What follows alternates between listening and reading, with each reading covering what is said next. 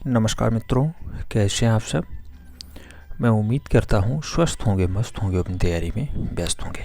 मित्रों, आज की जो क्लास होगी ये प्रैक्टिस पेपर होगा। यहाँ पे 125 क्वेश्चन समाहित किए जाएंगे। सभी के सभी प्रश्न महत्वपूर्ण होंगे और आप जानते हैं आपके पेपर में भी 125 क्वेश्चन से पूछे जाते हैं। 2 घंटे का समय आपको दिया जाता है, विदाउट माइनस मार्किंग आपको सॉल्व करना होता है और इन 125 क्वेश्चंस के लिए 500 नंबर का प्रावधान होता है। तो क्यों ना हम लोग प्रैक्टिस कर लें। लगभग 50, 60, 70 जितने भी हो सकते हैं उतनी प्रैक्टिस हम लोग करने की चेष्टा करते हैं।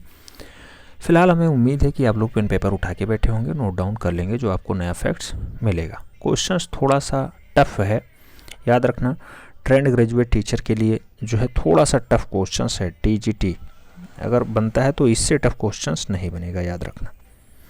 आइए देखते हैं पहला पॉइंट जो लिया गया है। पहला क्वेश्चन आपसे पूछा जा रहा है, छापा चित्रण की आधारभूत पद्धति कितनी है। ऑप्शंस में नाम दिया गया 2, 8, 4, 16। आप जानते होंगे कि छापा चित्रण की मूल रूप से कितनी पद्धति बताई जाती है, तो 4 पद्धतियां होती हैं। चारों पद्धतियां कौन कौन सी हैं, तो रिलीफ प्रोसेस्ड है, इंटीग्रेलियो है, प्लेनोग्राफी है और जो है सेरीग्राफी है। तो चारों पद्धतियां मूल रूप से छापा चित्रण ही संबंधित हैं, याद रखना, छापा चित्रण से ही संबंध रखते हैं। नेक्स्ट क्वेश्चन वही पूछ लिया गया है कि रिलीफ प्रोसेस, इंटीग्रेलियो, प्लेनोग्राफी और सेरोग्राफी मूल रूप से जो 4 प्रमुख पद्धतियां हैं कौन कौन सी हैं, तो छापा चित्रण की हैं, मूर्तशिल्पी की हैं, फोटोग्राफी की हैं या फिर इनमें से कोई नहीं। चारों ऑप्शंस पढ़ने के बाद आप सीधे सीधे छापा चित्रण के साथ आंसर्स लगा दीजिएगा। ए इज द राइट आंसर्स हो जाएगा। बढ़ते हैं नेक्स्ट क्वेश्चंस की तरफ। प्रश्न संख्या 3 आपसे कह रहा है, उडकट और लिनोकट किसके अंतर्गत आते हैं। उडकट और लिनोकट किसके अंतर्गत आते हैं। ऑप्शंस में सेरोग्राफी है, प्लेनोग्राफी है, इंटीलियोग्राफी और रिलीफ प्रोसेसिंग है। आप देखेंगे तो उडकट और लिनोकट का जो संबंध रहता है वो मूल रूप से किससे रहता है, रिलीफ प्रोसेस से रहता है। तो आपको राइट आंसर्स डी के साथ लगाना होगा। D is the right answers बन जाएगा। बढ़ते हैं नेक्स्ट क्वेश्चंस की तरफ। प्रश्न संख्या 4 आपसे क्या कह रहा है, कह रहा है प्लेनोग्राफी को दूसरे नाम से भी जाना जाता है। ऑप्शंस में लिथोग्राफी है, उडकट है, लेनोकट है और जो है एक्वांटिंग है। आप जानते हैं प्लेनोग्राफी का जो संबंध रहता है किससे रहता है, तो उसका संबंध लिथोग्राफी से होता है। A is the right answer लगा लीजिए। ए इज द राइट आंसर। बढ़ते हैं नेक्स्ट क्वेश्चंस की तरफ। प्रश्न संख्या 5 आपसे कह रहा है, जिसमें धातु प्लेट पर ड्राइंग, पेंटिंग, इनोग्रेविंग, एचिंग जो है और मूल रूप से मेजोंटिंग तथा एक्वांटिंग इत्यादि तकनीकी का अंकन लिया जाता है, उसे क्या कहते हैं। तो धातु प्लेट पे ड्राइंग, पेंटिंग हो या फिर इनग्रेविंग, एचिंग हो, इन सब का संबंध मूल रूप से कौन सी जो है छापा कला के अंतर्गत आता है। रिलीफ प्रोसेसिंग के अंतर्गत आएगा कि सेरीग्राफी के अंतर्गत आएगा कि प्लेनोग्राफी के अंतर्गत आएगा या फिर इंटीलियोग्राफी के अंतर्गत आएगा। तो धातु प्लेटों पे जो है ड्राइंग का काम जो होता है उसे इंटीलियोग्राफी के अंतर्गत रखा जाता है। तो आपको डी के साथ आंसर्स लगाना होगा। D is the right answers बनेगा। इंटीलियो के अंतर्गत आएगा, D is the right answers बन जाएगा। बढ़ते हैं नेक्स्ट क्वेश्चंस की तरफ। प्रश्न संख्या 6 आपसे कह रहा है, स्पेन में गोया के आविष्कारक कौन है। गोया के आविष्कारक कौन है, इनग्रेविंग का, एक्वांटिंग का, एचिंग का या फिर लिनोकट का। अगर स्पेन में गोया ने आविष्कार क्या किया, तो स्पेन में मूल रूप से गोया ने क्या, तो एक्वांटिंग का आविष्कार किया है। मूल रूप से आपको राइट आंसर्स एक्वांटिंग लगाना होगा। C is the right answers बनेगा। C is the right answer. Question से इंपॉर्टेंट है इसलिए जो है आपको करते हुए चलना है। कुछ एक्स्ट्रा पॉइंट्स मिले तो उन्हें नोट डाउन करते हुए चलना है। प्रश्न संख्या 7 की बात होगी। तैयारी का यही मुख्य मकसद होता है कि आपको जो नया डाटा दिखाई दे उसे नोट डाउन कर लीजिए। प्रश्न संख्या 7 में कह रहा है, कोलकाता में कार्यरत किन 2 फ्रेंच कलाकारों द्वारा भारत में प्लेनोग्राफी प्रारंभ की गई। तो फ्रेंच के कलाकार हैं, भारत में प्लेनोग्राफी जो है स्टार्ट कर देते हैं। नाम क्या होगा, पिकासो और ब्राक, गोया और टर्नर, शिंजा और रेम्ब्रा या फिर एम बेलनास और एम द सिनोविक। राइट आंसर्स किसके साथ जाएगा, तो फ्रेंच कलाकार होते हैं, 2 कलाकार हैं प्लेनोग्राफी भारत में स्टार्ट करते हैं। उनका नाम होता है एम बेलनोस और M de Solvyns. Right answers D के साथ आपको लगाना होगा, एम बेलनोस और M de Solvyns. D is the right answers बनेगा। प्रैक्टिस पेपर हम लोग देख रहे हैं। इस प्रैक्टिस पेपर में भी कितने क्वेश्चंस हैं आप जानते हैं, 125 क्वेश्चंस हैं। प्रश्न संख्या 8 आपसे कह रहा है यूरोपीय शासकों ने लिथोग्राफी का प्रयोग नक्शे और चार्ट की छपाई के लिए किया, किस सन में? ऑप्शंस में 1820 का है, 1815 का है, 1825 का है या फिर 1900 का है। यूरोपीय शासक के बारे में पूछा जा रहा है कब उन्होंने जो है इसका प्रयोग किया था, तो आप जानते हैं लगभग 1820 के आसपास यूरोपीय शासकों ने लिथोग्राफी का प्रयोग करना स्टार्ट कर दिया। तो राइट आंसर आपको ए के साथ लगाना होगा, ए इज द राइट आंसर हो जाएगा। बढ़ते हैं नेक्स्ट क्वेश्चन की तरफ। प्रश्न संख्या 9 आपसे कह रहा है, क्या कह रहा है? एशियाटिक लिथोग्राफी प्रेस कोलकाता में लगाई गई 1884 ईस्वी में, 1950 ईस्वी में, 1920 ईस्वी में या फिर 1825 ईस्वी में। एशियाटिक लिथोग्राफी प्रेस जो कोलकाता में एस्टेब्लिश होगी उसका संबंध होगा 1884 से। आप जानते हैं 1881 के आसपास मूल रूप से किसका जन्म होता है जोड़ासांको में? 1881 के आसपास किसका जन्म हो जाएगा? तो आप जानते हैं 1881 के आसपास जो जन्म होगा वो किसका होगा? 81 के आसपास, 61 के आसपास तो सीधे सीधे बाबा जी का जन्म होता है, जिन्हें हम लोग रविन्द्रनाथ टैगोर के नाम से जानते हैं। आप जानते होंगे कि 7 मई का लगभग वो दिन होता है ना, 7 मई 1861। हाँ, तो जोड़ासांको बंगाल में मूल रूप से रविंद्र बाबा का जन्म होता है। देवेंद्रनाथ के सबसे छोटे पुत्र होते हैं रविन्द्रनाथ। और 1884 के आसपास एशियाटिक लिथोग्राफी प्रेस की स्थापना हो जाती है, 1884 ईस्वी के आसपास। कोलकाता की बात हो रही है, राइट आंसर से के साथ लगाइएगा। बढ़ चलिए नेक्स्ट क्वेश्चन की तरफ। प्रश्न संख्या 10 आपसे कह रहा है अमेरिका से सेरीग्राफी का प्रचलन प्रारंभ हुआ किस सन में? 1930 में, अच्छा 1935 दिया गया है, 1894 दिया गया, 1940 दिया गया, 1930 दिया गया। अमेरिका में जो सेरोग्राफी का प्रचलन होता है 1930 से 1940 के आसपास होता है, तो राइट आंसर डी के साथ लगाइएगा। 30 से 40 स्टार्टिंग वर्ष ही लिया जाता है, तो इसलिए राइट आंसर डी लगा लीजिए, 1930 लगा लीजिए। 30 से 40 के मध्य मूल रूप से प्रचलित होता है। बढ़ते हैं नेक्स्ट क्वेश्चन की तरफ। प्रश्न संख्या 11 आपसे क्या कह रहा है? 11 नंबर क्वेश्चन आपसे कह रहा है भारत में वह प्रथम व्यक्ति कौन था जिसने सेरोग्राफी पद्धति अपनाया? ऑप्शंस में परमजीत सिंह का नाम है, अमिताभ दास का नाम है, दत्तात्रेय आप्टे का नाम है और केजी सुब्रमण्यम का नाम है। तो भारत में प्रथम व्यक्ति है जिसने सेरोग्राफी मूल रूप से अपनाया, एडॉप्ट किया, मूल रूप से उसका नाम होता K G Subramaniam. K G Subramaniam, D के साथ आंसर लगाना पड़ेगा, D is the right answer बनेगा। बढ़ते हैं नेक्स्ट क्वेश्चन की तरफ। प्रश्न संख्या 12 आपसे क्या कह रहा है?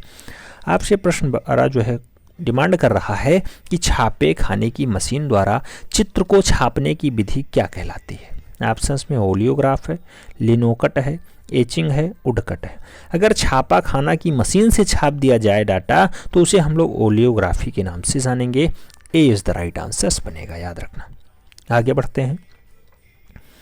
प्रश्न संख्या 13 आपसे पूछा जा रहा है सोमनाथ होर दिल्ली पॉलिटेक्निक में प्राध्यापक बनकर के किस सन में आते हैं? 1950 में, 1957 में, 1958 में या फिर 1951 में। सोमनाथ होर की बात हो रही है, दिल्ली पॉलिटेक्निक में इन्होंने काम किया है। कब? तो मूल रूप से इनका संबंध किस सन का रहा है? तो आप देखेंगे 1958, 1958 ईस्वी के आसपास ये आते हैं, तो राइट आंसर बी के साथ बनेगा, 1958 इज द राइट आंसर। बढ़ते हैं नेक्स्ट क्वेश्चंस की तरफ। प्रश्न संख्या 14 आपसे कह रहा है 14 नंबर क्वेश्चंस में कह रहा है मुंबई में वाई के शुक्ल 1940 ईस्वी से ग्राफिक कलाओं में कार्य कर रहे थे, इनकी शिक्षा प्राप्त हुई है। तो वाई के शुक्ल मूल रूप से कहाँ से शिक्षित हुए हैं, कहाँ पढ़ के आए हैं? इटली से, जापान से, जर्मनी से, चीन से। राइट आंसर आप क्या लगाएंगे? चारों ऑप्शंस देखने के बाद जहाँ से मूल रूप से राहुल गांधी की माता जी का संबंध है वहीं से मूल रूप से ये भी पढ़ के आए हैं। तो राइट आंसर ए के साथ लगाइएगा, Italy is the right answer हो जाएगा। बढ़ते हैं नेक्स्ट क्वेश्चंस की तरफ। प्रश्न संख्या 15 आपके स्क्रीन पे है। 15 नंबर क्वेश्चंस क्या कह रहा है? इनग्रेविंग, एचिंग, एक्वांटिंग, मेजोंटिंग इत्यादि तकनीकी किससे संबंध रखती हैं? तो ये चारों तकनीकियां मूल रूप से किससे? रिलीफ प्रोसेस से संबंध रखती हैं, प्लेनोग्राफी प्रोसेस से संबंध रखती हैं, इंटेग्लियो प्रोसेस से संबंध रखती हैं या फिर सेरीग्राफी प्रोसेस से संबंध रखती हैं। तो इनग्रेटिंग, एचिंग, एक्वांटिंग, मेजोंटिंग की अगर बात करें तो इनका संबंध जो है इंटेग्लियो प्रोसेसिंग से रहता है। बी के साथ आंसर लगाना होगा, B is the right answer हो जाएगा। बढ़ते हैं नेक्स्ट क्वेश्चन की तरफ। प्रश्न संख्या 16 आपकी स्क्रीन पे आने वाला है। 16 नंबर क्वेश्चन कह रहा है, अमेरिका में सेरीग्राफी प्रिंटिंग का विकास हुआ। सेरीग्राफी प्रिंटिंग का विकास किस सन में होता है? ऑप्शंस में नाम दिया गया है। 1930-40 के मध्य हुआ, 40-70 के मध्य हुआ, 60-65 के मध्य हुआ, 35-60 के मध्य हुआ। अभी ये क्वेश्चन आया था, सेरीग्राफी यानी सिल्क स्क्रीन पेंटिंग की जो विकास होती है हमने बताया था 1930 से 40 के मध्य हुआ है।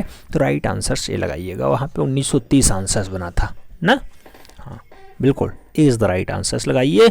बढ़ चलिए नेक्स्ट क्वेश्चन की तरफ। प्रश्न संख्या 17 आपसे कह रहा है कि आज के युग में किसी भी प्रिंटिंग के आर्ट वर्क को तैयार करने में, पेज सेटिंग और डिज़ाइनिंग में तथा किसी भी आर्ट वर्क को करने की क्षमता कौन रखता है? कंप्यूटर रखेगा, लिथोग्राफी रखेगा, कैमरा रखेगा या फिर फ्लैक्सोग्राफी रखेगा? तो चाहे पेज सेटिंग की बात हो, डिज़ाइनिंग की बात हो या फिर आर्ट वर्क करने की क्षमता की बात हो, ये सारा का सारा काम आप जानते होंगे जिसको चार्ल्स बेबेज ने तैयार किया था। राइट आंसर्स कंप्यूटर होगा, A is the right answers बनेगा। बढ़ चलिए नेक्स्ट क्वेश्चन की तरफ। प्रश्न संख्या 18 आपसे पूछ रहा है कि भारत में सर्वप्रथम प्रिंटिंग प्रेस कहाँ स्थापित किया गया? ऑप्शंस में गोवा है, पुणे है, मुंबई है, हैदराबाद है। आप जानते हैं कि भारत में सबसे पहले प्रिंटिंग प्रेस की अगर बात होगी तो प्रमोद सावंत का गोवा जिम्मेदार होगा। ए इज द राइट आंसर हो जाएगा। गोवा के वर्तमान पीएम कौन है? प्रधानमंत्री क्या सीएम यार, चीफ मिनिस्टर कौन है?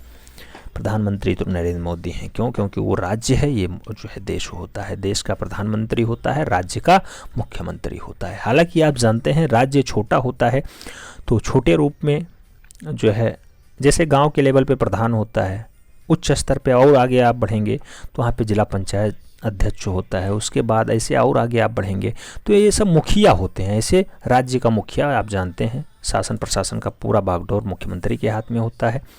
और अगर देश की बात करते हैं तो मुख्य जो है नाम मात्र का प्रधानमंत्री नहीं, राष्ट्रपति होता है। बाकी तो आप जानते हैं देश का सर्वोच्च कौन होता है? प्रधानमंत्री होता है। नाम मात्र का राष्ट्रपति भी होता है।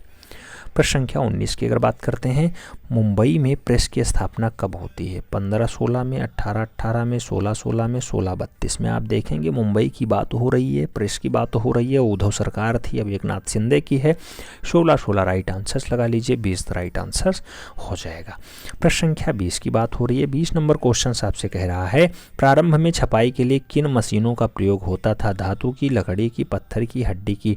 आप जानते हैं स्टार्टिंग काल में जो है लकड़ी पे छपाई होती थी, लकड़ी की मशीनें आती थी, उससे मोहर मार के काम चलता था। चीन में इसका डाटा सबसे पहले स्टार्ट होता है। तो सी के साथ आंसर्स लगा लीजिएगा। बढ़ चलते हैं नेक्स्ट क्वेश्चंस की तरफ।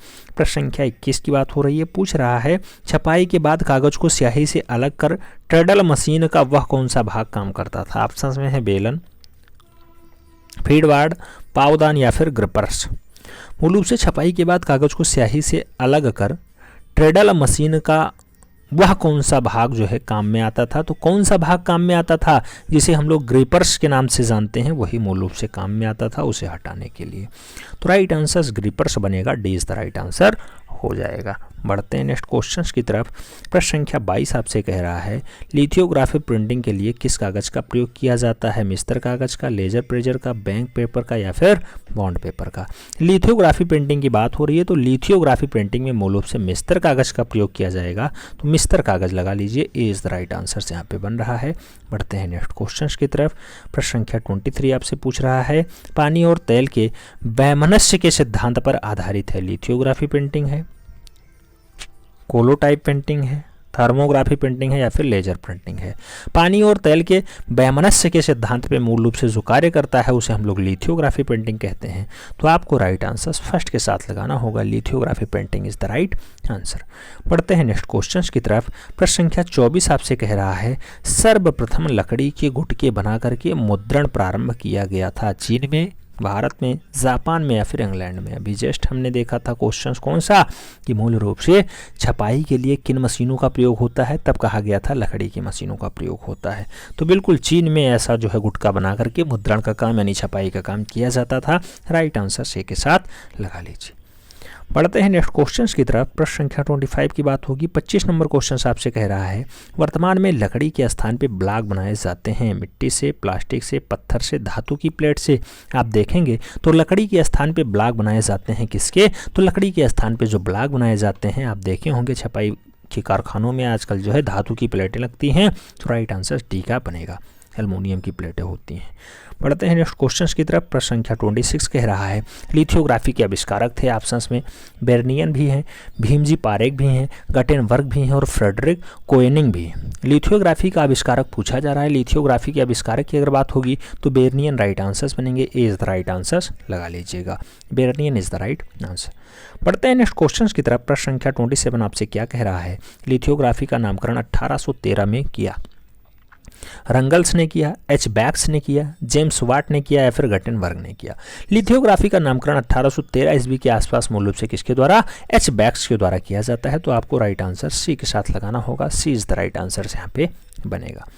प्रश्न संख्या 28 की बात करते हैं। 28 नंबर क्वेश्चन आपसे कह रहा है किस प्लेट को निगेटिव के द्वारा एक्सपोज करते हैं, पॉलिस्टर प्लेट को, जस्ते की प्लेट को, वाइपोन की प्लेट को या फिर पीएस प्लेट को। तो कौन सा प्लेट नेगेटिव के द्वारा एक्सपोज होता है, तो नेगेटिव के द्वारा एक्सपोज होने वाला प्लेट वाइपोन प्लेट होता है, राइट आंसर बी के साथ बनेगा, वाइपोन plate is the right answer.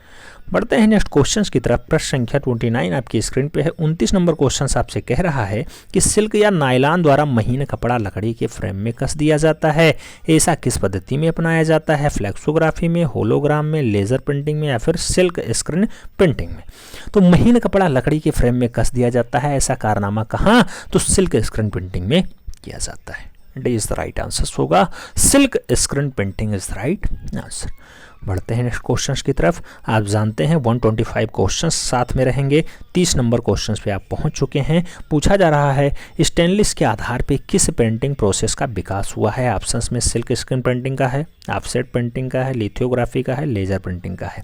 Right answers क्या होगा, स्टेनलेस के आधार पे मूल रूप से किस प्रिंटिंग प्रोसेस का विकास होता है, तो आप जानते हैं सिल्क स्क्रीन प्रिंटिंग का विकास ऐसे हुआ है, तो राइट आंसर ए के साथ लगा लीजिएगा। स्टेनलेस के आधार पे कौन सी प्रिंटिंग, तो सिल्क स्क्रीन प्रिंटिंग आती है, A is the right answer बनेगा। बढ़ चलिए नेक्स्ट क्वेश्चंस की तरफ। प्रश्न संख्या 31 आपकी स्क्रीन पे है। 31 नंबर क्वेश्चन आपसे कह रहा है सिलोफिन प्लास्टिक की थैली, दूध हुआ, कोल्ड ड्रिंक्स और पैकेट किए गए पाउच इत्यादि छापने के लिए किसका प्रयोग किया जाता है। तो चाहे वो प्लास्टिक की थैलियां छपाए, चाहे सेलोफिन छपवाए, चाहे वो दूध, कोल्ड ड्रिंक्स आदि डाटा छपवाए, मूल रूप से किसका प्रयोग होगा, फ्लेक्सोग्राफी का होगा, इंटेग्लियो का होगा, कैमरा का होगा या फिर लिथोग्राफी का होगा। तो आप जानते हैं कि इन सबको करने के लिए मूल रूप से फ्लेक्सोग्राफी का प्रयोग होता है, तो राइट आंसर आपको फ्लेक्सोग्राफी यानी ए इज द लगाना होगा, ए इज द राइट आंसर बन भी रहा है। आगे बढ़ते हैं। प्रश्न संख्या 32 की बात होगी। 32 में क्या कह रहा है, 32 में आपसे कह रहा है सजावटी कागज छापना हो या फिर बिजनेस कार्ड छापना हो या फिर निमंत्रण कार्ड छापना हो या फिर विजिटिंग कार्ड जिसे कहा जाता है, ग्रीटिंग कार्ड छापना हो, आज छापने का प्रयोग कैसे होगा, तो थर्मोग्राफी में होगा, फ्लैक्सोग्राफी में होगा, लिथोग्राफी में होगा या फिर इंटेग्लियो में होगा। तो सजावट, कागज छापना, बिजनेस कार्ड छापना, इन सब में मूल रूप से किसका प्रयोग आप जानते हैं थर्मोग्राफी का होता है, तो राइट आंसर थर्मोग्राफी यानी ए इज द राइट आंसर लगाना होगा। बढ़ते हैं नेक्स्ट क्वेश्चंस की तरफ।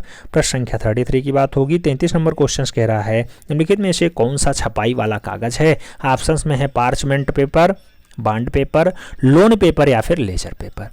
छपाई वाला कागज कौन सा है, आप चारों ऑप्शंस देखने के बाद पार्चमेंट पेपर पे राइट आंसर्स लगाना, ए इज द राइट आंसर्स बनेगा। छपाई वाला कागज पार्चमेंट पेपर होता है। अच्छा, एक क्वेश्चन अगला पूछा जाएगा, बहुत पतला और पानी को सोखने वाला कागज कौन सा होता है। ज़्यादातर लोग इसे प्रयोग करते हैं, आप जानते होंगे ओनियन पेपर कहा जाएगा, क्रीम वॉल पेपर कहा जाएगा, एंटिक पेपर कहा जाएगा या फिर टिश्यू पेपर कहा जाएगा। तो पानी को सोखने वाला कागज मूल रूप से टिश्यू पेपर कहलाता है, D is the right answer बन जाएगा, tissue paper is the right answer. बढ़ते हैं नेक्स्ट क्वेश्चंस की तरफ। प्रश्न संख्या 35 आपसे कह रहा है कौन सा कागज टंकड़ कार्य के लिए प्रयुक्त होता है। टंकड़ वाली मशीन में कौन सा कागज, पोस्टर पेपर होता है, टाइप पेपर होता है, आर्ट पेपर होता है या फिर मैपलिथो पेपर होता है। तो टंकड़ कार्य या टंकड़ वाली मशीन में मूल रूप से टाइपिंग पेपर का प्रयोग होता है। सी के साथ आंसर्स लगाइए। बढ़ चलिए नेक्स्ट क्वेश्चंस की तरफ। प्रश्न संख्या 36 आपसे कह रहा है कागज का आविष्कार किस देश में हुआ है। कागज का आविष्कार किस देश में? मिस्र में, भारत में, यूनान में, चीन में। चारों ऑप्शंस पढ़ने के बाद आप राइट आंसर्स क्या लगाएंगे? वांग पांग चुंग चुंग। राइट आंसर्स चीन लगाना होगा। D is the right answers बनेगा। बिल्कुल D is the right answer. बढ़ते हैं नेक्स्ट क्वेश्चंस की तरफ। प्रश्न संख्या 37 की बात होगी। 37 नंबर क्वेश्चन आपसे कह रहा है हिस्ट्री ऑफ वार नामक पुस्तक के लेखक कौन है। हिस्ट्री ऑफ वार नामक पुस्तक किसने लिखा है? ह्यूमेंस ने लिखा है, ओरिएंटो बुल्स ने लिखा है, चरस ने लिखा या फिर नियार्कस ने लिखा है। तो हिस्ट्री ऑफ वार नामक पुस्तक को लिखने का काम किसका रहा है? हिस्ट्री ऑफ वार लिखने का काम ओस्ट्रियोबुलस का रहा है। राइट आंसर आपको सी के साथ लगाना होगा और ओस्ट्रियोबुलस इज द राइट आंसर, यानी C is the right answer. बढ़ते हैं नेक्स्ट क्वेश्चंस की तरफ। प्रश्न संख्या 38 आपसे कह रहा है क्या प्रीहिस्टोरिक पेंटिंग नामक पुस्तक के रचयिता कौन है।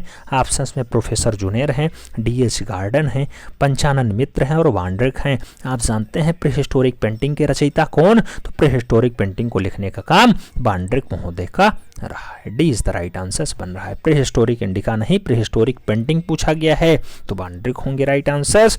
बढ़ चलते हैं नेक्स्ट क्वेश्चंस की तरफ। अगला क्वेश्चन आपसे प्रीहिस्टोरिक इंडिका ही पूछ लिया गया। प्रीहिस्टोरिक इंडिका पुस्तक किसकी है? डब्ल्यू एंडरसन की है, जुनेर की है, स्टुअर्ट पिगॉट की है, इनमें से कोई नहीं। आप जानते हैं प्रीहिस्टोरिक इंडिका पुस्तक किसकी होती है? प्रीहिस्टोरिक इंडिका पुस्तक स्टुअर्ट पिगॉट की होती है। स्टुअर्ट पिगॉट की होती है। आप जानते होंगे इंडियन स्कल्पचर पेंटिंग होती है, उसको लिखने का काम अर्नेस्ट बेनफील्ड हैब्ले का होता है। बढ़ते हैं नेक्स्ट क्वेश्चंस की तरफ। प्रश्न संख्या 40 आपसे क्या कह रहा है? देहाती बांस से बनाई गाड़ियां चित्रित हैं। तो देहाती बांस से बनाई गई गाड़ियां मूल रूप से कहाँ चित्रित? होशंगाबाद में है, मंदसौर में है, आदमगढ़ में है, मानिकपुर में है या फिर मानिकपुर। तो देहाती बांस की जो गाड़ियां बनाई जाती हैं ऐसा चित्र मूल रूप से मंदसौर में पाया जाता है, मध्य प्रदेश का हिस्सा होता है। सी के साथ आंसर्स लगाइए। बढ़ चलिए नेक्स्ट क्वेश्चंस की तरफ। 41 नंबर क्वेश्चन आपसे कह रहा है सर्वप्रथम मनुष्य का रासायनिक आविष्कार था। मृण मूर्ति बनाया, टेराकोटा बनाया, भांड बनाया या फिर हथियार बनाया। तो मनुष्य सबसे पहले रासायनिक आविष्कार में भांड का निर्माण करेगा। याद रखना राइट आंसर बी के साथ बनेगा। भांड इज द राइट आंसर। बढ़ते हैं नेक्स्ट क्वेश्चंस की तरफ। नेक्स्ट क्वेश्चंस आपसे कह रहा है वास्तु निर्माण की कला का विकास किल कला में हुआ है। मध्य पाषाण काल में हुआ, पूर्व पाषाण काल में हुआ, उत्तर पाषाण काल में हुआ या फिर आधुनिक काल में हुआ। तो वस्तु निर्माण की कला का विकास जो माना जाता है मूल रूप से कहाँ से माना जाता है? उत्तर पाषाण काल से माना जाता है। राइट आंसर आपको बी के साथ लगाना होगा। B is the right answer बनेगा। बढ़ते हैं नेक्स्ट क्वेश्चंस की तरफ। प्रश्न संख्या 43 की बात होगी। पूछ लिया गया गृह निर्माण की कला का उदय किस काल में हुआ है। गृह निर्माण यानी घर निकेतन का कार्य कहाँ हुआ है? पूर्व पाषाण काल में हुआ, कांस्य काल में हुआ, मध्य पाषाण काल में हुआ, उत्तर पाषाण काल में हुआ। तो गृह निर्माण यानी घर बनाने का काम मूल रूप से कहाँ पे दिखाई देता है? उत्तर पाषाण काल की अच्छी विशेषता मानी जाती है गृह निर्माण की कला। D is the right answers लगाइए। बढ़ चलिए नेक्स्ट क्वेश्चंस की तरफ। प्रश्न संख्या 44 आपसे कह रहा है उत्तर पाषाण काल में मानव अपने घरों का निर्माण किया। चूना पत्थर से किया, ईंटों से किया, मिट्टी से किया या फिर घास फूस और मिट्टी से किया। तो उत्तर पाषाण काल में जो घर निर्माण का कार्य होगा आप जानते हैं मानव घास फूस और मिट्टी का प्रयोग करके बनाएगा। तो right answers D is the right answers बनेगा। D is the right answer. बढ़ते हैं नेक्स्ट क्वेश्चंस की तरफ। प्रश्न संख्या 45 की बात होगी। 45 नंबर क्वेश्चंस कह रहा है मानव ने सर्वप्रथम किस धातु का प्रयोग किया? कांसा का, पीतल का, तांबा का, लोहा का। मानव ने सबसे पहले जो है धातु का प्रयोग कौन सा किया? तो वह धातु कहलाती है लोहा, नहीं तांबा। तांबा B is the right answer. बढ़ते हैं नेक्स्ट क्वेश्चंस की तरफ। प्रश्न संख्या 46 आपसे कह रहा है प्री हिस्ट्री ऑफ प्रागैतिहासिक। प्री हिस्ट्री ऑफ प्रागैतिहासिक काल का शाब्दिक अनुवाद सर्वप्रथम अपनी पुस्तक the archaeology and the prehistoric annals of Scotland में किसने किया? तो the archaeology and prehistoric annals of Scotland में मूल रूप से अलेक्सनी ने किया है, पिलनी ने किया है, टेसियम ने किया या फिर डैनियल विल्सन ने किया। सबसे पहले किसने प्रयोग किया है? तो आप देखेंगे चारों ऑप्शंस तो राइट आंसर होगा Daniel Wilson. D is the right answer बनेगा। Daniel Wilson is the right answer. बढ़ते हैं नेक्स्ट क्वेश्चन की तरफ। प्रश्न संख्या 47 की बात होगी। 47 नंबर क्वेश्चन आपसे कह रहा है मोहनजोदाड़ो का सबसे विशाल भवन कौन सा है? जलकुंड है, बैरक है, अन्नागार है, स्नानगृह है। मोहनजोदाड़ो का सबसे विशाल यानी सबसे बड़ा वाला जो डाटा मिलेगा वो अन्नागार मिलेगा आपको। सबसे बड़े डाटा में अन्नागार का जो है छाप मिलता है, तो बी के साथ आंसर्स लगाइए। बढ़ चलिए नेक्स्ट क्वेश्चन की तरफ। प्रश्न संख्या 48 आपसे कह रहा है तांबा गलाने का कारखाना किस जगह से मिला? मोहनजोदाड़ो से मिलेगा, हड़प्पा से मिलेगा, कालीबंगा से मिलेगा या फिर लोथल से मिलेगा। तांबा गलाने का कारखाना पूछ रहा है तो आपको हड़प्पा राइट आंसर्स लगाना होगा। Harappa is the right answers बनेगा, C is the right answers लगाइए। बढ़ते हैं नेक्स्ट क्वेश्चन की तरफ। प्रश्न संख्या 49 आपसे कह रहा है अग्निवेदिकाएं किस स्थान पर प्राप्त हुई हैं? लोथल में, कालीबंगा में, आलमगीरपुर में या फिर हड़प्पा में। तो अग्निवेदिकाओं का स्थान मूल रूप से कहाँ मिलता है? अग्निवेदिका आप जानते हैं कालीबंगा में मिलता है, तो आपको राइट आंसर्स कालीबंगा यानी C is the right answers लगाना होगा। बढ़ते हैं नेक्स्ट क्वेश्चन की तरफ। प्रश्न संख्या 50 आपसे कह रहा है लोथल नगर का निर्माण योजना क्या था? अर्धगोलाकार था, वर्गाकार था, चतुर्भुजाकार था या फिर आयताकार था। तो लोथल नगर जो बसाया गया है, कुछ लोग वर्गाकार राइट आंसर लगाएंगे, कुछ लोग आयताकार लगाएंगे। फिलहाल हम भी आयताकार ही लगाएंगे, आयताकार ही घर पाया गया है। आगे बढ़ते हैं। आगे क्वेश्चंस क्या कह रहा है? प्रश्न संख्या 51 की। तो 51 नंबर क्वेश्चन आपसे कह रहा है कि लोथल किस नदी के किनारे बसा हुआ है?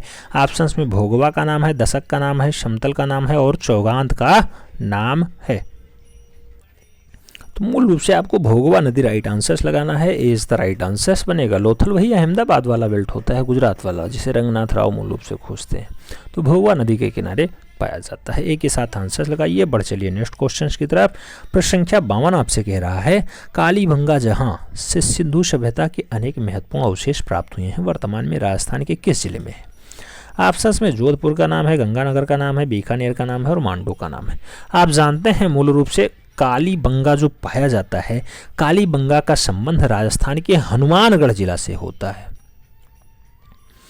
हनुमानगढ़ जिला, बहुत सारी जगह जो है हनुमानगढ़ जिला आपको दिखाई देगा। घग्गर नदी के किनारे हैं जहां से जुते हुए खेत का साक्ष्य मिलता है, लेकिन यहाँ पे हनुमानगढ़ नहीं है, तो गंगानगर राइट आंसर आप लगा लीजिए। गंगानगर राइट आंसर्स लगा लीजिए। हनुमानगढ़ जिला वैसे मूल रूप से माना जाता है। आगे बढ़ेंगे प्रश्न संख्या 53 की। तो 53 नंबर क्वेश्चन आपसे कह रहा है कि सिंधु सभ्यता का एक प्रमुख स्थल कालीबंगा के उत्खनन का कार्य किसके नेतृत्व में संपन्न हुआ? ऑप्शन में बीबी लाल हैं, रविंद्र बिष्ट हैं, सूरजभान हैं और एस तलवार हैं। कालीबंगा की बात हो रही है। कालीबंगा आप जानते हैं अमलानंद घोष भी रहते हैं, ब्रजवासी लाल भी रहते हैं और बीके थापर भी रहते हैं। तो तीन लोगों के नेतृत्व में काम होता है। यहाँ पे आपने देखा कि नाम क्या है? ब्रजवासी लाल, तो बी लाल राइट आंसर्स लगा लीजिए। फिलहाल 3 नाम आपको याद रखना होगा। अमलानंद घोष का भी नाम याद रखना होगा, ब्रजवासी लाल का भी नाम याद रखना होगा, बीके थापर का भी नाम याद रखना होगा। और 1953 से 1960 तक यहाँ पे कार्य चलता है, तो 1953 टू 60 भी याद रखना होगा।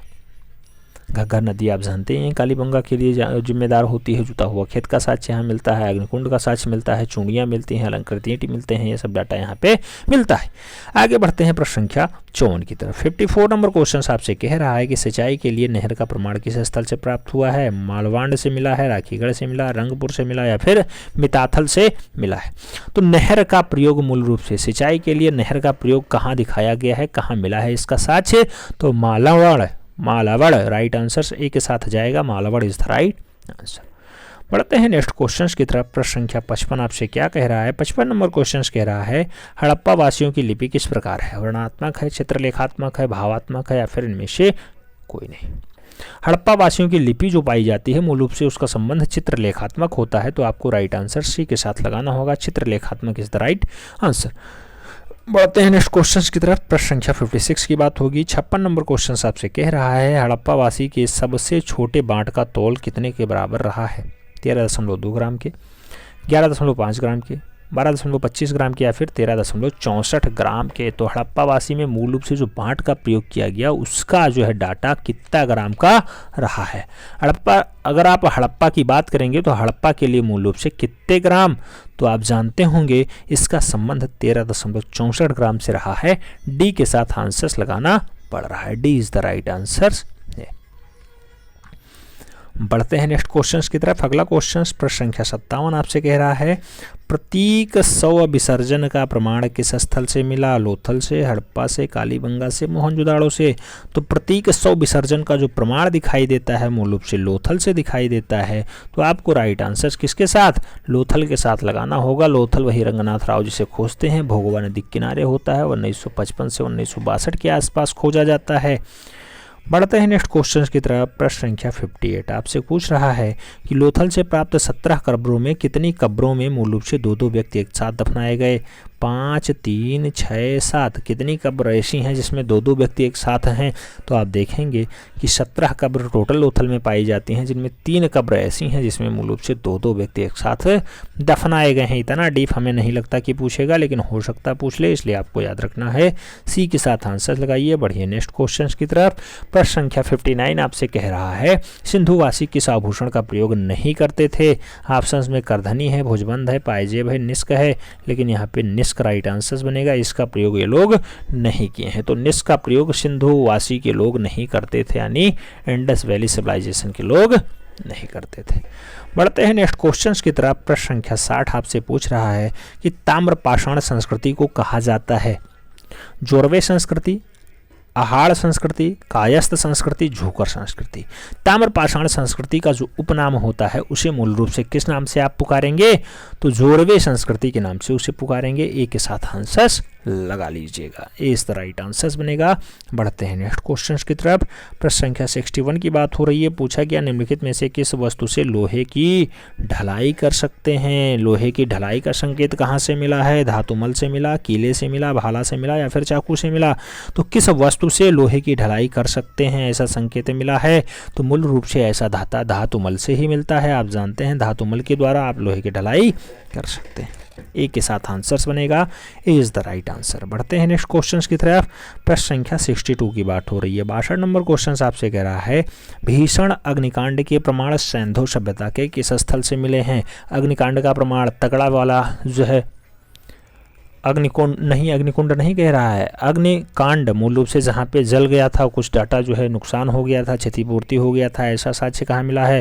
रोजदी से मिला है, कालीबंगा से मिला है, मालवाड़ से मिला या फिर लोथल से मिला? तो अग्निकांड के प्रमाण मूल रूप से कहाँ दिखाए गए हैं? तो रोजदी दिखाए गए हैं। राइट आंसर आपको रोजदी राइट आंसर लगाइएगा। ए इज द राइट आंसर हो जाएगा। बढ़ते हैं नेक्स्ट क्वेश्चन की तरफ। प्रश्न संख्या 63 आपसे कह रहा है मछली पकड़ने की कांटे किस धातु से निर्मित हैं? पत्थर से, ताम्र से, पीतल से, लोहे से? तो मछली पकड़ने के जो कांटे होते हैं वो तांबे के होते हैं। राइट आंसर सी के साथ लगाइएगा। ताम्र इज द राइट आंसर। बढ़ते हैं नेक्स्ट क्वेश्चन की तरफ। प्रश्न संख्या 64 आपसे कह रहा है R37 नामक कब्रिस्तान किस स्थल से पाया गया? लोथल से, हड़प्पा से, मोहनजोदड़ो से या फिर कालीबंगा से? तो R37 नामक मूल रूप से कब्रिस्तान कहाँ से मिला है? आप जानते हैं हड़प्पा से मिला है। सी के साथ आंसर लगा लीजिए। सी इज द राइट आंसर। बढ़ते हैं नेक्स्ट क्वेश्चन की तरफ। प्रश्न संख्या 65 आपसे कह रहा है निम्नलिखित में से किस संस्कृति को सोढ़ी संस्कृति नाम दिया गया? ऑप्शंस में हड़प्पा संस्कृति है, हड़प्पा पूर्वी संस्कृति है, हड़प्पेतर संस्कृति है या फिर झोकर संस्कृति है? तो सोढ़ी संस्कृति के नाम से जो पुकारा जाता है उसे हम लोग हड़प्पा पूर्वी संस्कृति के नाम से भी जानते हैं। हड़प्पा पूर्वी संस्कृति राइट आंसर लगाइएगा। B is the right answer बनेगा। बढ़ते हैं नेक्स्ट क्वेश्चन की तरफ। प्रश्न संख्या 66 आपसे कह रहा है कि हड़प्पा के मकानों में प्रवेश द्वार होते थे वीथी की ओर, राजमार्ग की ओर, सड़क विपरीत दिशा में या फिर पूर्व की ओर? तो हड़प्पा में मकानों में प्रवेश द्वार मूल रूप से कैसे होते थे? तो वीथी की ओर होते थे। राइट आंसर आप वीथी लगाइएगा, यानी ए इज द राइट आंसर बन जाएगा। बढ़ते हैं नेक्स्ट क्वेश्चन की तरफ। प्रश्न संख्या 37 नंबर क्वेश्चन आपसे कह रहा है यह कथन किसका है कि मोहनजोदाड़ो और हड़प्पा सिंधु घाटी सभ्यता की 2 जुड़वा राजधानियां थी? मोहनजोदाड़ो और हड़प्पा सिंधु घाटी सभ्यता की जो जुड़वा राजधानियां मूल रूप से किसने कह दिया? जॉन मार्शल ने, स्टुअर्ट बिगॉट ने, R.D. बनर्जी ने या फिर दयाराम साहनी ने? तो मूल रूप से ऐसा कथन कहने का काम स्टुअर्ट बिगॉट का होगा। तो आपको राइट आंसर सी के साथ लगाना होगा। Stuart bigot is the right answer. बढ़ते हैं नेक्स्ट क्वेश्चन की तरफ। प्रश्न संख्या 68 आपसे कह रहा है हड़प्पा संस्कृति का दक्षिणतर स्तर कौन सा है? सबसे दक्षिण वाला भाग आप जानते हैं महाराष्ट्र में पाया जाता है, तो उसका नाम दाइमाबाद होगा। दाइमाबाद यानी C is the right answer. Narmada नदी के पीछे वाला बेल्ट होता है दाइमाबाद, अहमदाबाद नहीं, अहमदनगर जिला में स्थित है दाइमाबाद। चाहे उत्तर वाला पूछ ले तो आप जानते हैं मांडा होता है, पश्चिम वाला पूछ ले तो सुत का गंडोर होता है, पूर्व वाला पूछ ले तो आलमगीरपुर मेरठ होता है। बढ़ते हैं नेक्स्ट क्वेश्चंस की तरफ। प्रश्न संख्या 69 आपसे कह रहा है हड़प्पा के पतन के पश्चात उदय हुआ था कब्रिस्तान की संस्कृति, झोकर संस्कृति, झाकर संस्कृति या फिर उपयुक्त सभी।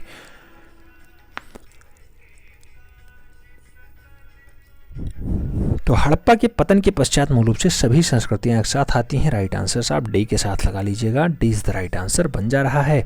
बढ़ते हैं नेक्स्ट क्वेश्चंस की तरफ। प्रश्न संख्या 70 आपसे कह रहा है कि सिंधुवासी अपने खेत की सिंचाई करते थे नहर से, कुआं से, नलकूप से, नदी से।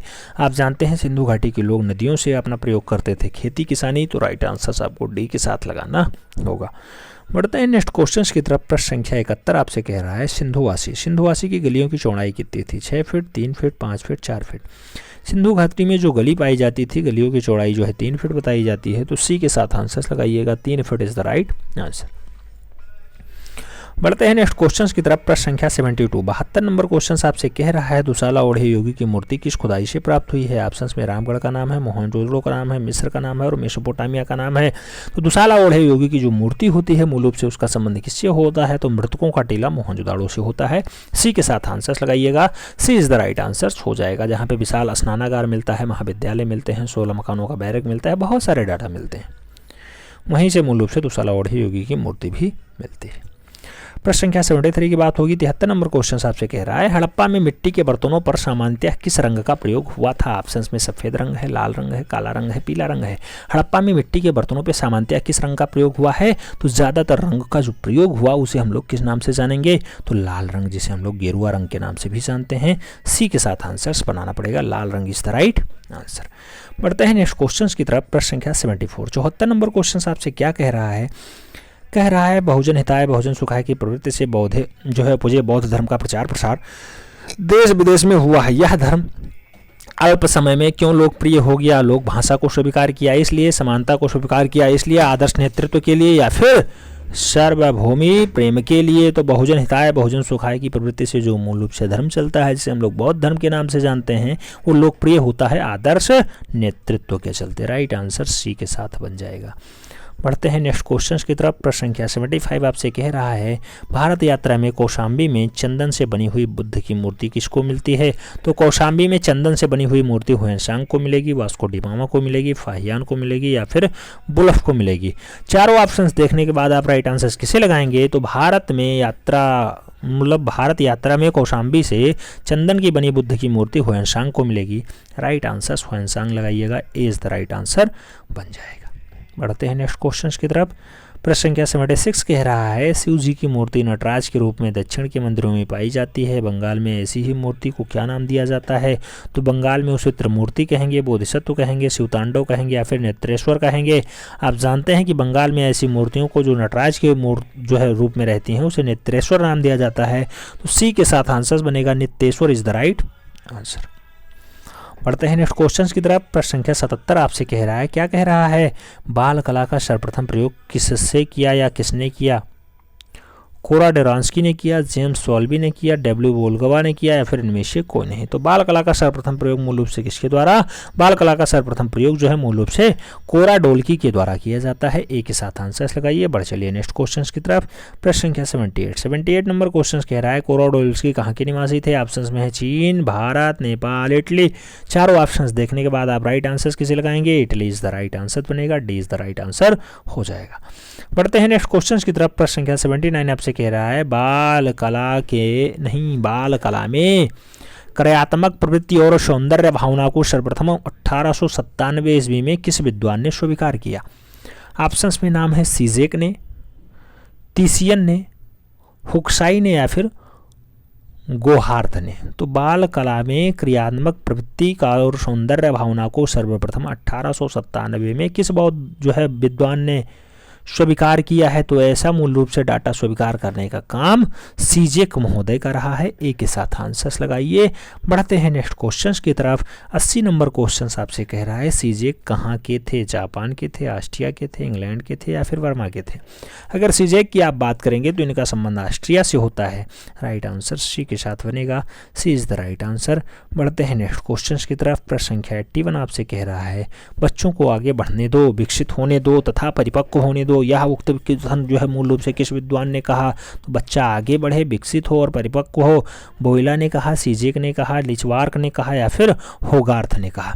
यह कथन किसका है? चारों ऑप्शंस देखने के बाद सीजेक के साथ आंसर्स लगाइएगा। सी इज द राइट आंसर्स हो जाएंगे, वही सीजेक जिन्हें आपने अभी देखा कि ऑस्ट्रिया के निवासी थे। अगला क्वेश्चन 82 नंबर क्वेश्चन आपसे कह रहा है स्टडीज ऑफ चाइल्डहुड के लेखक कौन थे?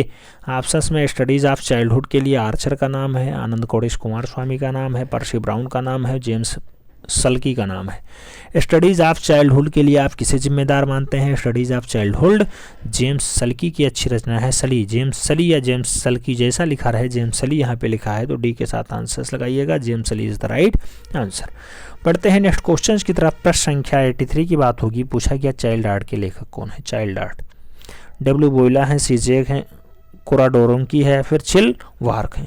चाइल्ड आर्ट की अगर बात करते हैं तो चाइल्ड आर्ट के लिए डब्ल्यू बोयला जिम्मेदार है। A is the right answer बनेगा, W Boyla is the right answer. बढ़ते हैं नेक्स्ट क्वेश्चन की तरफ। प्रश्न संख्या 84 नंबर क्वेश्चन आपसे क्या कह रहा है?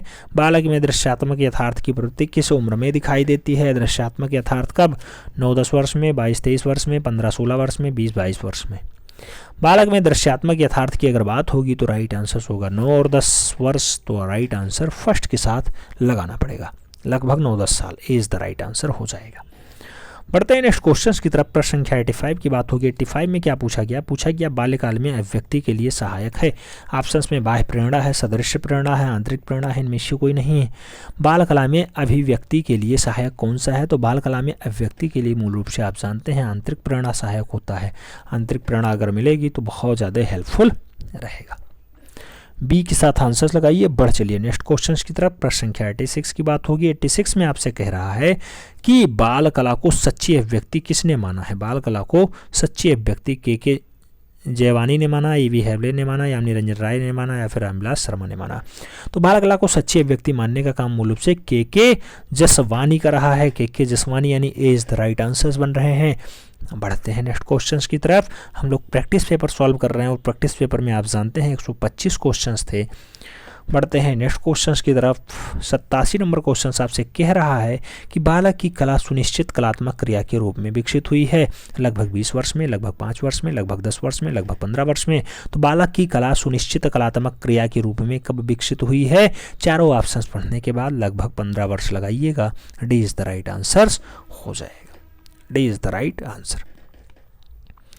बढ़ते हैं नेक्स्ट क्वेश्चंस की तरफ। प्रश्न संख्या 88 आपसे क्या कह रहा है?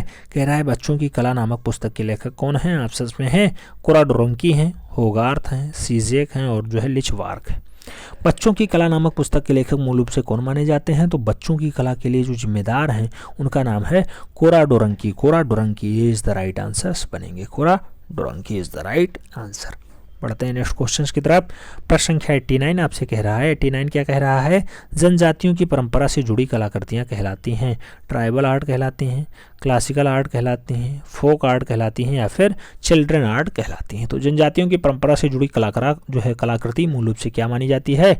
ट्राइबल आर्ट मानी जाती है। राइट आंसर आपको फर्स्ट के साथ लगाना होगा। ए इज द राइट आंसर हो जाएगा। ए इज द राइट आंसर। बढ़ते हैं नेक्स्ट क्वेश्चंस की तरफ। प्रश्न संख्या 90 आपसे क्या कह रहा है? कह रहा है आदिवासी लोगों के जीवन में आवश्यकताएं होती हैं, असीमित होती हैं, आधुनिक से परिपूर्ण होती हैं, सीमित होती हैं, या फिर इनमें से कोई नहीं। आदिवासी लोगों के जीवन में आवश्यकताएं कैसी होती हैं? तो आदिवासी लोगों के जीवन में असीमित नहीं सीमित आवश्यकताएं होती हैं। सीमित। B is the right answer लगाइएगा। बढ़ते हैं नेक्स्ट क्वेश्चंस की तरफ। प्रश्न संख्या 91 आपसे कह रहा है कि भील, मीणा, गसरिया इत्यादि जनजातियां किस प्रदेश की प्रमुख रूप से निवास करती हैं?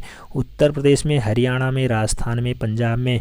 अगर भील, मीणा और गसरिया की बात होगी या फिर गरासिया की बात होगी तो इनका संबंध अशोक गहलोत वाले राज्य से होगा, यानी राजस्थान से होगा। B is the right answers लगाइएगा। बढ़ चलिएगा नेक्स्ट क्वेश्चन की तरफ। प्रश्न संख्या 92 की बात होगी। 92 में कह रहा है बर्तन में नहीं मिट्टी के बर्तनों पर विभिन्न प्रकार की चित्रकारी के प्रमाण मिलते हैं। कहाँ से? भील जनजातियों से, टोंड जनजातियों से, संथाल जनजातियों से, या फिर नागा जनजातियों से। तो मिट्टी के बर्तनों पे बढ़िया से चित्रकारी के प्रमाण कहाँ दिखाए गए हैं? मूल रूप से टोंडा जनजाति में दिखाए गए हैं। टोंडा जनजाति माना जाता है कि वहाँ पे बढ़िया से दिखाया गया है टोंडा जनजाति। राइट आंसर क्या हो रहा है? टोंडा जनजाति इज द राइट आंसर बन रहा है। बढ़ते हैं नेक्स्ट क्वेश्चन की तरफ। प्रश्न संख्या 93 आपसे कह रहा है सिर का पहनावा तथा सींगों को चित्रित करने का प्रचलन किस जनजाति में रहा है। ऑप्शन में सोरा है, चिंचू है, मीणा है और जो है मांडिया है।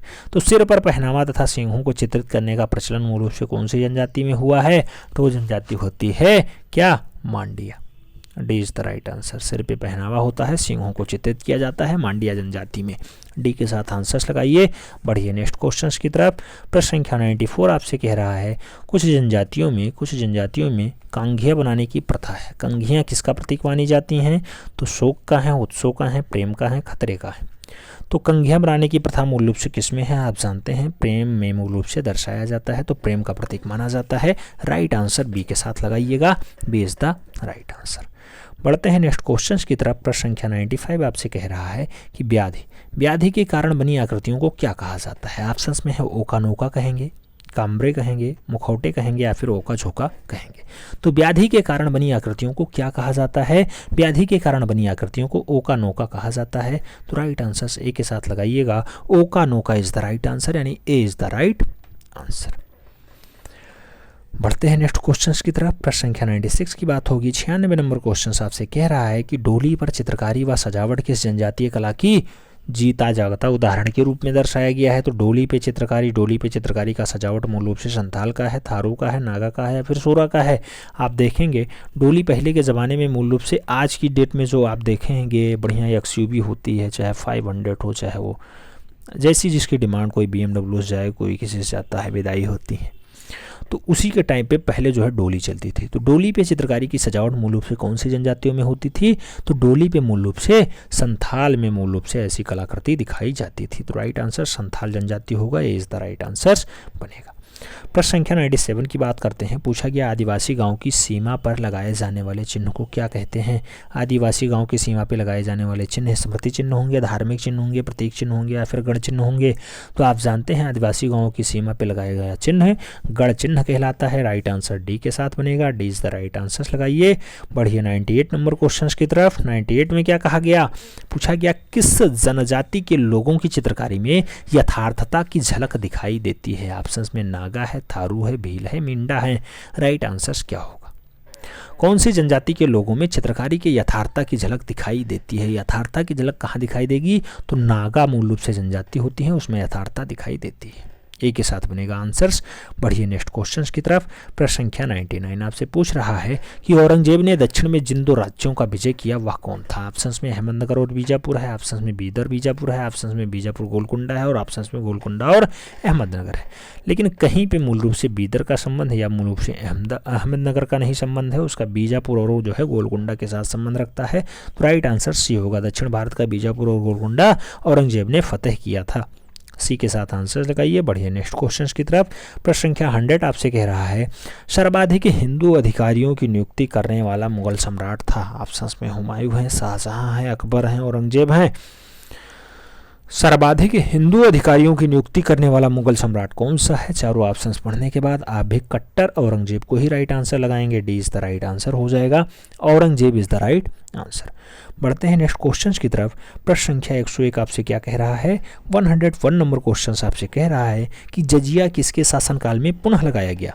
ऑप्शंस में अकबर का नाम है, जहांगीर का नाम है, औरंगजेब का नाम है और हुमायूं का नाम है। जजिया लगाने की अगर बात करते हैं तो जजिया दोबारा लगाया जाता है किसके द्वारा, औरंगजेब के द्वारा। तो राइट आंसर बी के साथ बनेगा। पढ़ते हैं नेक्स्ट क्वेश्चन की तरफ। प्रश्न संख्या 102 की बात होगी। पूछा गया चित्रकला की मुगल शैली का प्रारंभ किया था अकबर ने, जहांगीर ने, हुमायूं ने, शाहजहां ने। चित्रकला की मुगल शैली का प्रारंभ मूल रूप से किसके द्वारा होता है, तो मुगल शैली का जो प्रारंभ होगा वो अकबर के द्वारा होगा। तो आपको राइट आंसर अकबर लगाना होगा, यानी ए इज द राइट आंसर बनाना होगा। बढ़ते हैं नेक्स्ट क्वेश्चन की तरफ। प्रश्न संख्या 103 आपसे क्या कह रहा है बिहू नृत्य किस जनजातियों का लोकप्रिय नृत्य रहा है।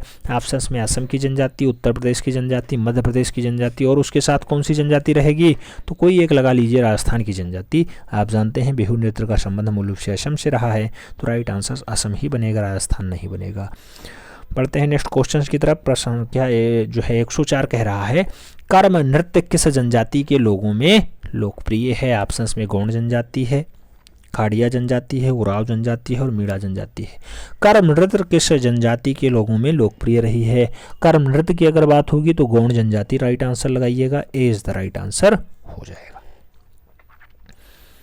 बढ़ते हैं नेक्स्ट क्वेश्चन की तरफ। प्रश्न संख्या 105 आपसे पूछ रहा है कि मिट्टी, पत्थर, लकड़ी, बांस, खनिज पदार्थ, धातु और धातुओं की खाल इत्यादि सामग्रियों का चित्रांकन प्रयोग हुआ है आदिवासी कलाओं में, आधुनिक कलाकृतियों में, लोक कलाकृतियों में या फिर धार्मिक कलाकृतियों में। तो मिट्टी, पत्थर, लकड़ी, बांस, खनिज पदार्थ, धातु, पशुओं की खाल, ऐसा डाटा मूल रूप से कहाँ प्रयोग हुआ है? आदिवासी कलाकृतियों में हुआ है। राइट आंसर फर्स्ट के साथ लगा लीजिए, ए इज द राइट आंसर हो जाएगा। 125 क्वेश्चनों का सेट है जिसमें आप 106 नंबर क्वेश्चन सॉल्व कर रहे हैं। आपसे कह रहा है भारतीय चित्रण पद्धति नामक पुस्तक किसने लिखी? भारतीय चित्रण पद्धति अबुल फजल ने लिखी, आदेश श्रीवास्तव ने लिखी, रामविलास शर्मा ने लिखी या फिर शैलेंद्रनाथ डे ने लिखी? भारतीय चित्रण पद्धति की अगर पुस्तक की बात होगी तो शैलेंद्रनाथ डे राइट आंसर्स बनेंगे, D is the right answer हो जाएगा। बढ़ते हैं नेक्स्ट क्वेश्चन की तरफ। प्रश्न संख्या 107 की बात होगी। पूछ लिया गया बुझिलो। बुझिलो नामक चित्र किस कलाकार का है? अब्दुल रहमान चगुतई का है, हिम्मत शाह का है, रणबीर सिंह बिष्ट का है, अमृता सरगल का है। बुझिलो के लिए आप किसे जिम्मेदार मानेंगे? तो बुझिलो के लिए मूल रूप से अब्दुल रहमान चगुतई को जिम्मेदार मानिए, ए इज द राइट आंसर। इन्हीं की अच्छी रचनाओं में शुमार है। बढ़ते हैं नेक्स्ट क्वेश्चन की तरफ। प्रश्न संख्या 108। 108 में आपसे क्या कह रहा है? 108 में कह रहा है कि तुम केवल चित्रकार ही नहीं कभी भी हो, तुम केवल चित्रकार ही नहीं कभी भी हो। यह कारण मूल रूप से यही कारण है कि तुम्हारी तूलिका से रसधारा बहती है। यह कथन रविन्द्रनाथ टैगोर ने किसके लिए लिखा? कि तुम केवल चित्रकार नहीं कभी भी हो, इसी कारण मूल रूप से तुम्हारी तूलिका से रसधारा बहती है। अवनींद्रनाथ टैगोर के लिए लिखा, नंदलाल बोस के लिए लिखा, असित कुमार हल्दर के लिए लिखा या फिर गगनेंद्रनाथ टैगोर के लिए लिखा?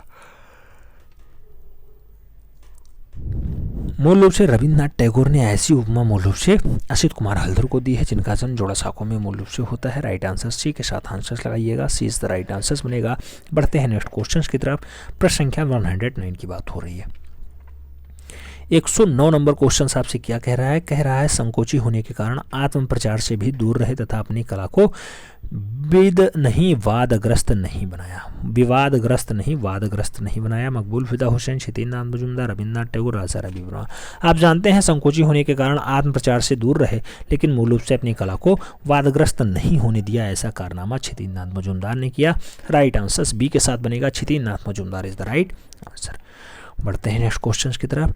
प्रश्न संख्या 110 आपसे पूछ लिया गया। Mukul Chand Dey Chicago Society of etching art से रहे हैं, महासचिव रहे, सदस्य रहे, कोषाध्यक्ष रहे, अध्यक्ष रहे।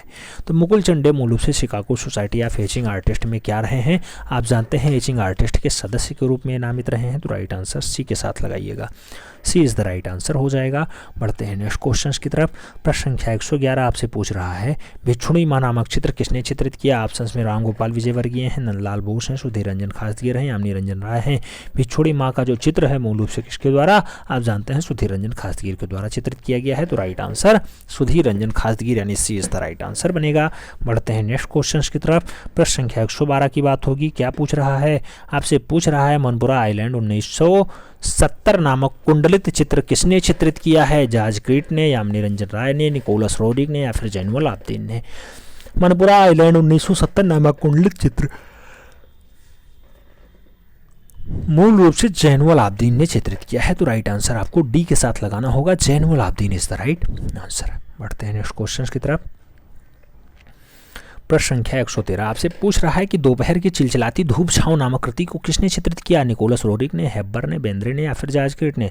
तो दोपहर की चिलचिलाती धूप छांव को मूल रूप से बनाने का काम किसका रहा है? जॉर्ज क्रीट महोदय का रहा। राइट आंसर डी के साथ लगाइएगा, D is the right answer हो जाएगा। बढ़ते हैं नेक्स्ट क्वेश्चन की तरफ। प्रश्न संख्या 114 आपसे कह रहा है मास्टर ऑफ द माउंटेन के नाम से कौन विख्यात है? तो मास्टर ऑफ द माउंटेन कौन जाना जाता है? असित कुमार हल्दर, अवनी बाबू, निकोलस रोड्रिग या फिर राजा रवि वर्मा? आप जानते हैं मास्टर ऑफ माउंटेन निकोलस रोड्रिग को उपमा प्राप्त है। बी के साथ आंसर जाएगा, निकोलस रोड्रिग इज द राइट आंसर बनेगा। बढ़ते हैं नेक्स्ट क्वेश्चन की तरफ। प्रश्न संख्या 115 आपसे पूछ रहा है कि हुसैन ने फर्नीचर डिजाइनर का काम किया 1941 में किया, 1935 में किया, 1930 में किया, फिर 1928 में किया। मूल रूप से मकबूल फिदा हुसैन की बात होगी। जहां हुसैन शब्द जुड़े जान डालना, तो तो हुसैन ने फर्नीचर डिजाइनर का काम मूल रूप से कब किया है? 1941 में किया है, नहीं 1941 में किया है। ए के साथ आंसर्स लगाइए। बढ़िए नेक्स्ट क्वेश्चन की तरफ। प्रश्न संख्या 116 आपसे पूछ रहा है क्लाउन फार्मिंग। क्लाउन फार्मिंग नामक छापा चित्र किसने बनाया? कृष्ण रेड्डी ने बनाया, कृष्ण खन्ना ने बनाया, कृष्ण सामराव कुलकर्णी ने बनाया या फिर कव्वल कृष्ण ने बनाया है? तो क्लाउन फार्मिंग की अगर बात होगी, क्लाउन फार्मिंग के लिए कौन जिम्मेदार होगा? क्लाउन फार्मिंग के लिए कृष्ण रेड्डी। ए इज द राइट आंसर बनेगा। बढ़ते हैं नेक्स्ट क्वेश्चन की तरफ। प्रश्न संख्या 117 आपसे पूछ रहा है वह कौन सा कलाकार है जिसने 10 वर्ष की आयु में श्रवण शक्ति खो दी? 10 वर्ष की आयु में मूल रूप से सुनने की क्षमता किसकी खो गई थी? ऑप्शंस में बीरेन डे हैं, ऑप्शंस में मनीषी डे हैं, ऑप्शंस में मुकुल चंद डे हैं, ऑप्शंस में सतीश चंद्र गुजराल हैं। आप राइट आंसर लगाएंगे तो श्रवण शक्ति यानी बधिर मूल रूप से कौन रहा है?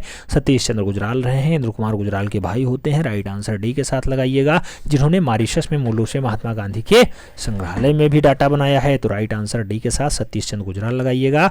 बढ़ते हैं नेक्स्ट क्वेश्चन की तरफ। अगला क्वेश्चन आपसे क्या कह रहा है? प्रश्न संख्या 118 आपसे कह रहा है कि किसकी कला स्त्री पुरुष के संबंधों को केंद्रित रही है? स्त्री पुरुष के संबंधों से केंद्रित किसकी रही है? रणवीर सिंह बिष्ट की कला, परमजीत सिंह की कला, के लक्ष्मा गौड़ की कला या फिर जितिन दास की कला? चारों ऑप्शन पढ़ने के बाद आप भी लगाएंगे Jitin Das is the right answer and D is the right answer. बढ़ते हैं नेक्स्ट क्वेश्चन की तरफ। प्रश्न संख्या 119 की बात हो रही है। 119 में आपसे पूछ रहा है कि महेंद्र कुमार शर्मा जिसे सुमहेंद्र कहते हैं किस रूप में प्रसिद्ध हैं? चित्रकार, मूर्तिकार, ग्राफिक चित्रकार, छायाकार, वास्तुकार, नाट्यकार या फिर गीतकार, संगीतकार? तो महेंद्र कुमार शर्मा का जो संबंध रहा है वो चित्रकार और मूर्तिकार के रूप में रहा है। राइट आंसर फर्स्ट के साथ लगाइएगा, ए इज द राइट आंसर हो जाएगा। बढ़ते हैं नेक्स्ट क्वेश्चन की तरफ। प्रश्न संख्या 120 आपसे कह रहा है वर्तमान में जवाहर कला केंद्र जयपुर में सुमहेंद्र किस पद पर कार्यरत हैं? अध्यक्ष हैं, प्रदर्शनी अधिकारी हैं, सचिव हैं या फिर प्रदर्शन सहायक हैं?